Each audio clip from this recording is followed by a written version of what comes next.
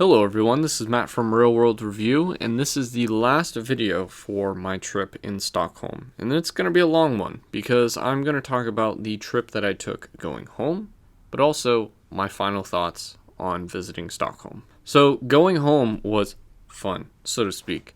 I didn't really know where to go. I went to T-Centralen, which was where I was supposed to go and get on the train, and then just go straight to the airport. It was explained to me properly, and everything was probably good, but I did not really understand it properly. So it was supposed to be an express train to go straight to the airport, but I ended up taking the train that hit every single stop in between, and I was afraid that I was going to miss my flight. My flight was at about 11 or something like that, and I woke up pretty early. It was about 7, 8 o'clock, and I made sure that I was going to get there on time. It was literally like a 30-45 minute drive from where I was staying. I made sure everything was good. I didn't really expect myself to not know how to take the train there. So I paid $11 for that, went like 2 or 3 stops, realized that I wasn't going to make it in time if I just keep going to each stop. So my plan was to go to a certain area, and then I was going to get off, and then I was just going to get an Uber to the airport, and that was a pain to do because I was afraid that the Uber wasn't even going to make it on time. Having very little service, that's another thing too.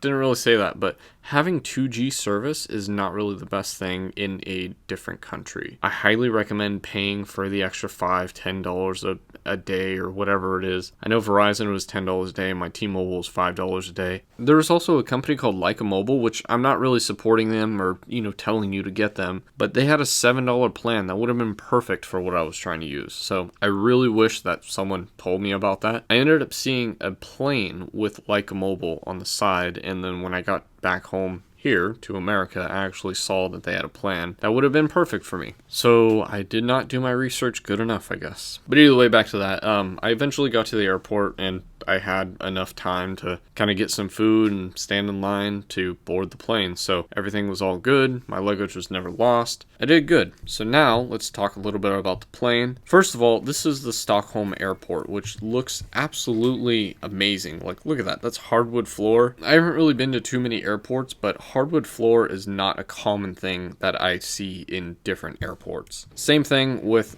green area around the airport. Like, it was just super green. Like, there were trees and everything around SFO and everything, but nothing like this. Standing outside to get on the plane, that's not really anything too crazy. That I've done that many times. The fact that we have to line up to wait to get on the plane, I'd rather just stay inside and just go one by one, But then we were off to Zurich, where I was going to do the 40-minute to the next plane thing again. And yes, I had to go through customs again, so that was fun. And yes, I did make it to my next plane. Okay, so this was the super tiny screen that they had to show you distance to home and all this other stuff, and I just thought it was really funny. This is essentially displaying something on an iPhone SE when it should be displayed on an iPad or something like that. But within a couple hours we landed. Yeah, that was hard landing.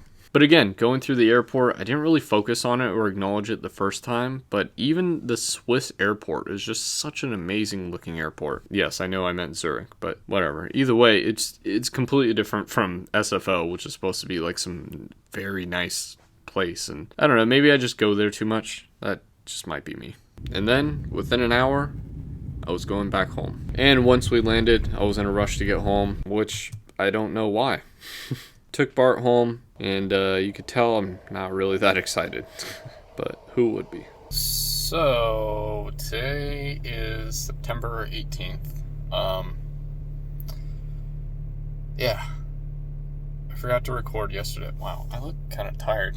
I'm not, well, I kind of am, but essentially what happened is I had a bunch of issues yesterday, but everything worked. I mean, I'm back in the United States, unfortunately. I definitely do miss being out there.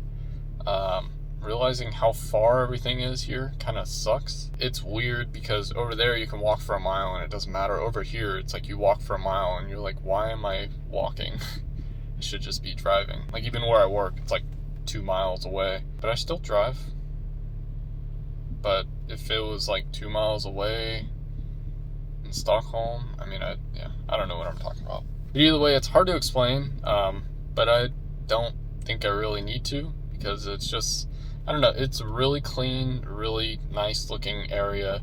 I don't know too much about anything other than that. Like, obviously, I'm just a tourist, so I don't know the living situation.